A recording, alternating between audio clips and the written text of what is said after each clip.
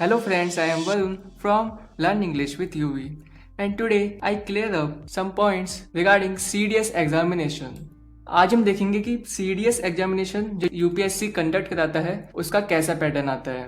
मैंने आज एक एनालिसिस ट्रेंड लिया है जो कि बेस है प्रीवियस ईयर क्वेश्चन पे। बस आपको ये चीजें करनी है, जैसे कि हम इसमें देख सकते हैं इंग्लिश में कैसा ट्रेंड आ रहा है आजकल। ठीक है, फर्स्ट है कॉम्प्रिहेंशन। ठीक है, जो रीडिंग कॉम्प्रिहेंशन होता है जिसमें ऑब्जेक्टिव कॉम्प्रिहेंशन आपसे पूछे जाते हैं और ये 10 से 15 क्वेश्चन इंक्लूड करता है। ठीक है, तो रीडिंग कॉम्प्रिहेंशन काफी इंपॉर्टेंट टॉपिक है। फिर नेक्स्ट आता है सेंटेंस रीअरेंजमेंट, जिसमें भी रीअरेंजमेंट ऑफ सेंटेंस डिवाइड किए जाते हैं। एक ऑर्डर आता है वर्ड्स का और एक पैराग्राफ आता है, तो डिवाइड होते हैं इसमें। और आगे देखते हैं, ये है सिनोनिम्स एंड एंटोनिम्स। इसके 20 क्वेश्चन आते हैं, ईच वन कंटेन 10 क्वेश्चन। और नेक्स्ट है स्पॉटिंग एरर्स, ग्रामर बेसिस पर क्वेश्चन आते हैं जिसमें। आगे है इडियम्स एंड फ्रेजेस जो कि 10 क्वेश्चन कंसिस्ट करता है। फिलअप्स जिसमें भी अराउंड 10 क्वेश्चन आते हैं। पार्ट्स ऑफ स्पीच, नेक्स्ट है completion of sentence and close composition. And आगे देखें तो ये कुछ एडिशनल टॉपिक्स है जैसे कि प्रीपोजिशन एंड डिटर्मिनर्स, इसके 10 क्वेश्चन आते हैं फिलअप्स बेस्ड। एक और इंग्लिश का टॉपिक इंक्लूड है लास्ट में, स्पेलिंग्स। सो जो स्पेलिंग मिस्टेक्स है वो भी समटाइम्स आ जाती है। तो ये कुछ टॉपिक्स हैं जो कि सीडीएस एग्जामिनेशन में पूछे जाते हैं। तो ये टॉपिक है वो रिलेवेंट है, यही टॉपिक पूछे जाते हैं। सो स्टार्ट करते हैं पहले टॉपिक से जो कि है रीडिंग कॉम्प्रिहेंशन। सो जो रीडिंग कॉम्प्रिहेंशन है इसमें आप ये देखो 2 पैसेज आते हैं। ठीक है, ऑब्जेक्टिव कॉम्प्रिहेंशन पूछे जाते हैं जो कि एक इंटीग्रल पार्ट है सीडीएस एग्जामिनेशन का। ठीक है, इसमें आपको कुछ नहीं करना, इतना लेंथी पैसेज आएगा नहीं इसमें। बस आपको इसमें जो पैसेज है उसको अच्छे से पढ़ लेना है और उसके जो क्वेश्चन है उसको शुरू में देख लेना है। रीडिंग कॉम्प्रिहेंशन में आपकी थोड़ी बस verbal ability, language skills, knowledge और ग्रामर में आपको थोड़ी ग्रेस्पिंग होनी चाहिए। ये चीजें आपको प्रैक्टिस करने से आएगी जितना प्रैक्टिस कर सके। ठीक है, इसमें आपको सेंस ऑफ लैंग्वेज, मतलब आपको वो पैराग्राफ क्या कहना चाह रहा है और फॉन्ट्स ऑफ वर्ड्स, आप उनकी कितनी मीनिंग निकाल पा रहे हो। ठीक है, बेसिकली रीडिंग कॉम्प्रिहेंशन किससे अच्छा होगा कि आप प्रैक्टिस करो। जितना प्रैक्टिस करोगे, सीडीएस एग्जामिनेशन के प्रीवियस पेपर देखो आप और उसमें ये देखो आप कि किस टाइप के क्वेश्चन आ रहे हैं। इतना लेंथी पैराग्राफ आएगा नहीं। रीडिंग कॉम्प्रिहेंशन के लिए आप एडिशनल न्यूज़पेपर पढ़ सकते हो या फिर आपको कोई नॉवल अच्छी लगती हो या मैगजीन जो वीकली आती हो। तो ये है रीडिंग कॉम्प्रिहेंशन के कुछ पॉइंट्स जिनको आपको याद रखना है। तो नेक्स्ट क्या आता है, सेंटेंस रीअरेंजमेंट। ठीक है, सेंटेंस रीअरेंजमेंट है, इसमें 2 टाइप आते हैं सेंटेंस रीअरेंजमेंट में। Type first, reconstruction of a sentence. इसमें 4 पार्ट होंगे, PQR जो कि जम्बर्ड होंगे। ये अल्टरनेटिव को आपको ऑर्डरफुल मीनिंग में लगाना है। तो ये भी आपको प्रैक्टिस से आएगी, जितना आप इसमें प्रैक्टिस करोगे उतना आपके लिए बेनिफिशियल होगा। इसमें आपको बस सब्जेक्ट क्या है, ऑब्जेक्ट क्या है, वर्ब कौन सी है, नाउन क्या है, मतलब कोई सेंटेंस को हम स्टार्ट करते हैं तो उसमें हम उसका सब्जेक्ट लेते हैं कर्ता, कि वो चीज क्या करेगी, उसका क्या असर होगा। इसमें सबसे पहले एक सब्जेक्ट को देखो, फिर उसका एक मीनिंगफुल का सेंस निकालना है। जैसे कि हम इसमें एक एग्जांपल के लिए ले, जैसे कि कह रहा है, it is well known that youngsters in the cities and the villages, the effect of the cinema on the school and college going is very bad. Example के लिए आपने ये देखा, ठीक है, आप इसमें सबसे पहले क्या देखोगे, what, कि इसमें क्या हुआ। तो इसमें जो इफेक्ट है ना, जो effect of the cinema on the school and college going youngsters in the cities and the villages is very bad. तो इसका एक मीनिंगफुल सेंटेंस हमने बना दिया। कैसे बनाया, बेसिकली सबसे पहले हम इसमें ये देखा कि इसमें क्या मीनिंगफुल ऑर्डर बन पाता है। तो उसका एक इफेक्ट, किसका इफेक्ट, सिनेमा का। सिनेमा का इफेक्ट किन पर, जो स्कूल और कॉलेज में जाने वाले यंगस्टर है सिटी या विलेजेस से, उन पर उनका क्या असर पड़ता है, बहुत बुरा पड़ता है। किसका, सिनेमा का। तो इसका राइट सीक्वेंस होगा QRSP। QRSP, the effect of the cinema on the school and college going youngsters in the cities and the villages is very bad। ठीक है, यह है टाइप 1। इसमें जो 10 क्वेश्चन आते हैं आप सारे क्वेश्चन अटेम्प्ट कर सकते हो। इसमें हम टाइप 2 देखें सेंटेंस रीअरेंजमेंट का, वो है रिकंस्ट्रक्शन ऑफ पैराग्राफ। सो जो टाइप 2 है उसमें जो पैराग्राफ है उसको एक मीनिंगफुल ऑर्डर में लगाना होता है। सो ये सेकंड वाला पार्ट है, इसमें आपकी रीडिंग एबिलिटी काफ़ी अच्छी होनी चाहिए। इसमें आप प्रैक्टिस करिए, बस ये थोड़ा टाइम टेकन होंगे, आपको थोड़ी अपनी अंडरस्टैंडिंग अच्छी करनी होगी। ये थे रीअरेंजमेंट के पार्ट। इफ हम आगे देखें तो नेक्स्ट है सिनोनिम्स एंड एंटोनिम्स। सो जो सिनोनिम्स एंड एंटोनिम्स है ये फेवरेट टॉपिक है वोकैब का। कोई भी एग्जाम आप देखते हो उसमें सिनोनिम्स एंड एंटोनिम्स आते हैं। इसमें जो क्वेश्चन आते हैं जिनमें सेंटेंस गिवन होता है और जो सिनोनिम्स एंड एंटोनिम्स होते हैं उनको अंडरलाइन किया जाता है। काफ़ी इजी आते हैं, इसमें इतना हार्ड नहीं आते। आप चाहे तो सेंटेंस को पढ़ के आराम से उसका एक मीनिंग निकाल सकते हो। ठीक है, अब सेकंड क्या है, एलिमिनेट ऑप्शन। इफ हम सिनोनिम्स का एग्जांपल देखें, जैसे कि सच कंडक्ट डिजर्व्स रेप्रीमेंड। सो एक सेंटेंस है जिसमें जो रेप्रीमेंड है इसका सिनोनिम बताना है हमको। सपोज इफ हमको इसका मीनिंग नहीं आया एंड थोड़ा सेंटेंस भी चलो समझ में नहीं आया, बट इफ हम ऑप्शन पे देखें तो इसमें आपको ऑप्शन गिवन है praise, commendable, reward and punish. और अल्टरनेटिव आपको जो गिवन है इसमें आप ये देखो कि इसमें पॉजिटिव वर्ड कौन से हैं और नेगेटिव वर्ड कौन से हैं। सो इफ हम इसमें देखें प्रेज, कमेंडेबल एंड रिवॉर्ड, इन तीनों के तो एक ही मीनिंग होते हैं, किसी की प्रशंसा करना, कमेंडेबल एंड रिवॉर्ड, प्रेज, है ना। आप इसमें ये देख पा रहे हो ना कि इन तीनों का तो एक ही मीनिंग होता है, तो ये कैसे होंगे। इफ हम प्रेज आंसर कर देंगे रेप्रीमेंट का, तो कमेंडेबल और रिवॉर्ड का तो वही मीनिंग होता है ना। तो आपने इसमें ये देखा कि हाँ कि ये तीनों एलिमिनेट हो जाएंगे क्योंकि ये तीनों एक ही मीनिंग दे रहे हैं। तो लास्ट में ऑप्शन बचा पनिश, ठीक है, तो आप इसको राइट कर देंगे। ऑप्शन डी इसका राइट आंसर हो जाएगा पनिश। रिप्रीमेंट का मतलब होता है टू रिब्यूक एंड चाइड, ठीक है, किसी को डांटना, फटकारना। तो काफी इजी हो जाएगा आपके लिए। तो आप ऑप्शन एलिमिनेशन के थ्रू इसे आराम से कर सकते हैं। इफ हम एक और एग्जांपल ले, हम इसमें ये देखेंगे it was an astute move to sell the property at the stage. इसमें ऑप्शन गिवन है crude, unwise, dishonest and rude. So आप इसमें ये देखोगे कि ये तीनों वर्ड है, ये नेगेटिव वर्ड है, अनवाइज, डिसऑनेस्ट एंड रूड, है ना। और एस्टूड कैसा लग रहा है, पॉजिटिव सेंस का लग रहा है ना कि हाँ एस्टूड। और आप सेंटेंस भी देख रहे हो कि इसमें कोई नेगेटिव इंप्लीकेशन नहीं दे रहा। It was an astute move, एक मतलब शार्प मूव है ये, है ना, to sell the property at the stage. तो राइट आंसर हो जाएगा स्क्रूड। तो ये स्क्रूड आपका राइट आंसर हो जाएगा क्योंकि ये पॉजिटिव सेंस का है और ये तीनों है वो नेगेटिव है। इस ट्रिक से काफी इजी जाता है आपके लिए ये डिटरमाइन करना कि हाँ कौन सा सिनोनिम है एंटोनिम है। इफ हम एंटोनिम का एग्जांपल देखें, throughout the evening Rahul look very doleful, ठीक है। सो राहुल इवनिंग में कैसा दिखता है, डॉलफुल। तो हम इसमें इफ ऑप्शन पे देखें, अब हमको एंटोनिम फाइंड करना है। और डॉलफुल क्या लग रहा है आपको, एक नेगेटिव वर्ड लग रहा है ना, डॉलफुल। ऑप्शन में क्या है, टायर्ड, अनॉयड, चेयरफुल एंड मॉर्नफुल। तो हमको इसमें एक पॉजिटिव वर्ड फाइंड आउट करना है क्योंकि डॉलफुल एक नेगेटिव है। तो टायर्ड भी नेगेटिव वर्ड होता है तो ये नहीं होगा, अनॉयड भी नेगेटिव वर्ड होता है, ये नहीं होगा। मॉर्नफुल और डॉलफुल सिनोनिम एक दूसरे के। ऑप्शन सी है चीयरफुल। तो ये हो जाएगा आपका राइट आंसर, चीयरफुल। तो एंटोनिम एंड सिनोनिम इसमें आप बहुत आसानी से फिगर आउट कर सकते हो, बस आपको सेलेक्टेड होकर पढ़नी है। जैसे मैंने आपको बताया वैसे आपको थोड़ा स्मार्टली जज करना है, ठीक है। तो ये था एंटोनिम सिनोनिम का पार्ट। इफ हम आगे देखें, नेक्स्ट आता है स्पॉटिंग एरर्स, ठीक है। तो स्पॉटिंग एरर्स में 10 क्वेश्चन आते हैं। स्पॉटिंग एरर्स में भी आपको जो ग्रामर के बेसिक रूल, जैसे कि आप कोई भी रेफरेंस बुक है उससे आप पढ़ते हो।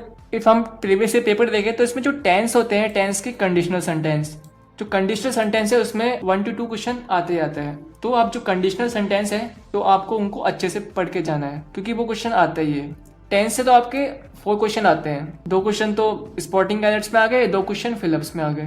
तो आपकी टेंस में भी ग्रिप होनी चाहिए अच्छे से, ठीक है। तो टेंस भी आप अच्छे से करके जाए, काफी इंपॉर्टेंट टॉपिक है टेंस। और समटाइम्स हम स्पॉटिंग एरर्स में देखें तो इसमें प्रोवर्ब्स आ जाती है, ठीक है। जैसे कि लास्ट क्वेश्चन आया था all the glitters are not gold, error find out करना था, वो इज हो जाता है, all the glitters is not gold. आपको प्रोवर्ब्स है वो भी थोड़ा पता होना चाहिए, ठीक है, प्रोवर्ब्स का आइडिया भी थोड़ा होना चाहिए।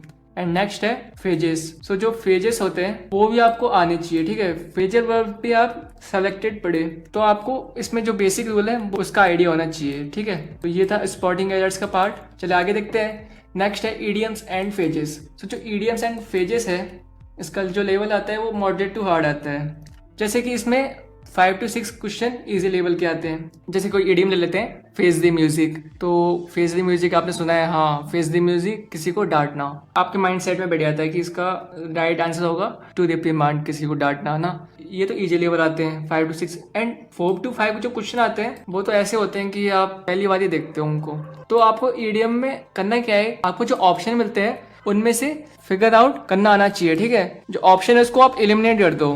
फॉर एग्जाम्पल हम इसमें देखें, he is queer fish, I have failed to understand him, ठीक है। इफ हम ऑप्शन में देखें तो काफी आपको इजी हो जाएगा, आप एलिमिनेट कर दोगे। जैसे कि टारगेटिव पर्सन है या हैंडसम पर्सन है, चेयरफुल पर्सन है या फिर स्ट्रेंज पर्सन है। तो इफ आप देखोगे कि टारगेटिव पर्सन तो क्यों होगा, एंड सेकंड हैंडसम पर्सन ये तो नहीं होगा। इफ आप थर्ड ऑप्शन में देखो चेयरफुल पर्सन, तो नहीं, चेयरफुल पर्सन होगा तो उसको समझना चाहिए ना, फील्ड क्यों हो गया, नहीं ये भी नहीं होगा। तो स्ट्रेंज पर्सन, ठीक है। बेसिकली ये तो इजी ईडियम था, बट आपको ये एलिमिनेट करने का तरीका आना चाहिए, ठीक है। तो स्ट्रेंज पर्सन इसका राइट आंसर हो जाएगा। तो ये एग्जाम्पल था आपको आइडिया दिलाने के लिए कि हाँ कि आप एलिमिनेट करके उसका राइट आंसर आप आराम से जज कर सकते हो। ठीक है, अब हम आगे देखें तो आगे आते हैं फिलअप्स। जो फिलअप्स होते हैं उनमें आपकी अच्छी अंडरस्टैंडिंग होनी चाहिए, किसमें, ग्रामर एंड वोकैब। ठीक है, बेसिकली ग्रामर जिसमें ज़्यादा क्वेश्चन आते हैं। First one is tense. मैंने आपको बताया था टेंस में 2 क्वेश्चन आते हैं। तो टेंस काफ़ी इम्पेरेटिव टॉपिक है। ठीक है, जो नाउन है, नाउन के भी आपको सिंगुलर नाउन कौन सा है, प्लूरल नाउन कौन सा है, तो आपको पता होना चाहिए इसमें। ठीक है, एंड इसमें जो मेन टॉपिक है फिलिप्स में ये है मॉडल वर्ब्स। आजकल मॉडल वर्ब्स के ज़्यादा क्वेश्चन आते हैं। तो जो मॉडल वर्ब्स है, आप जितने भी मॉडल्स है उनके रूल देखे, उनके जितने क्वेश्चन हो सके करे। डिटर्मिनेशन, ऑब्लिगेशन, हैबिचुअल, मतलब इनमें कौन सा मॉडल यूज होता है, मतलब काफ़ी केसेस है मॉडल्स वर्ब में। तो काफ़ी इंपॉर्टेंट टॉपिक है मॉडल्स वर्ब। तो इसको आप किसी भी रेफरेंस के थ्रू देखिए और क्वेश्चन करें। जो सोर्स आपको अच्छा लगे, टेलीग्राम पे क्विज़ेस है उसमें करें। ठीक है, तो मॉडल वर्ब काफ़ी इंपॉर्टेंट है इसमें। एंड डिग्री देखे, comparative degree and superlative degree. ठीक है, इसके भी क्वेश्चन आते हैं। जो फिजिकल वर्ब्स है उनको भी अच्छे से आप पढ़िए। ठीक है, फिलिप्स में जो ये रिक्वायर्ड टॉपिक्स है ये करके जाना है। इफ हम आगे देखें, ये है सबसे इजिएस्ट टॉपिक सीडीएस एग्जाम की इंग्लिश का, parts of speech. Parts of speech में आप सारे क्वेश्चन कर सकते हो। 10 क्वेश्चन आते हैं और 10 के 10 क्वेश्चन कर सकते हो। बस आपको इसमें बेसिक ग्रामर पता होनी चाहिए। सो जो बेसिक इंट्रोडक्शन है वो पार्ट है पार्ट्स ऑफ स्पीच का। ये फॉलोइंग टॉपिक है, इनमें से ही क्वेश्चन आते हैं। और ये क्या है, स्कोर बोनंजा है, मतलब आप इसमें 10 स्कोर कर सकते हो। मैंने इसलिए कहा इसको स्कोर बोनंजा क्योंकि काफी इजी टॉपिक है, आपको ज्यादा इसमें पढ़ना नहीं है, तो काफी इजी पढ़ जाता है। चलिए आगे देखते हैं। नेक्स्ट है कॉम्प्लेशन ऑफ सेंटेंस।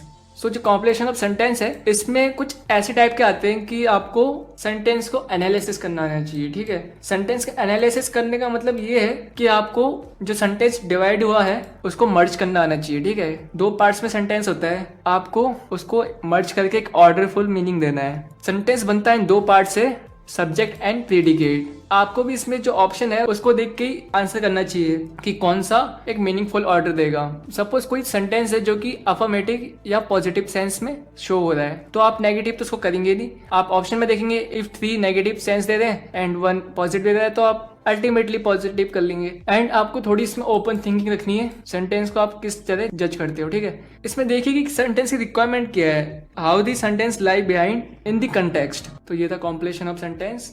अब हम आगे देखें तो नेक्स्ट पड़ता है क्लोज टेस्ट। जैसे कि हम इसमें देखते हैं, आपको जो कॉम्प्रिहेंशन है उसकी पूरी नॉलेज होनी चाहिए। नॉलेज का मतलब ये कि आपको पता होना चाहिए कि हाँ कौन सी चीज कहाँ पे है पैराग्राफ में। इसमें जो क्वेश्चन आते हैं वो काफी इजी आते हैं, या तो वो डिटर्मिनर से आएंगे, या वो फॉर्म ऑफ वर्ब से पूछे जाएंगे, या प्रीपोजिशन पे, या फ्रेजल वर्ब, जितने भी ग्रामर रूल है, प्रोनाउन वगैरह। एंड क्लोज टेस्ट में सबसे बढ़िया तरीका है स्मार्टली एंटिसिपेट करें। समटाइम्स क्या होता है कि जो पैराग्राफ होता है उसमें आप शुरू में पढ़ रहे हो, बहुत अच्छा हिंट मिल जाता है लास्ट में कि कोई वर्ड है इसके साथ ये आर्टिकल फिक्स है, तो जो ऊपर होगा फिलअप जो वॉइड होगा आप उसको आराम से भर दोगे, आपको एक हिंट मिल जाएगा। तो ये था क्लोज कंपोजिशन। इफ नेक्स्ट देखे तो वो है प्रीपोजिशंस एंड डिटर्मिनर्स। तो प्रीपोजिशन एंड डिटर्मिनर के फिलअप्स के क्वेश्चन आते हैं। प्रीपोजिशन एंड डिटर्मिनर्स में आपको पहले तो बेसिक ग्रामर रूल पता होना चाहिए। ठीक है, प्रीपोजिशन पढ़ा तो उसमें सारा इंट्रोडक्शन देख लिया आपने।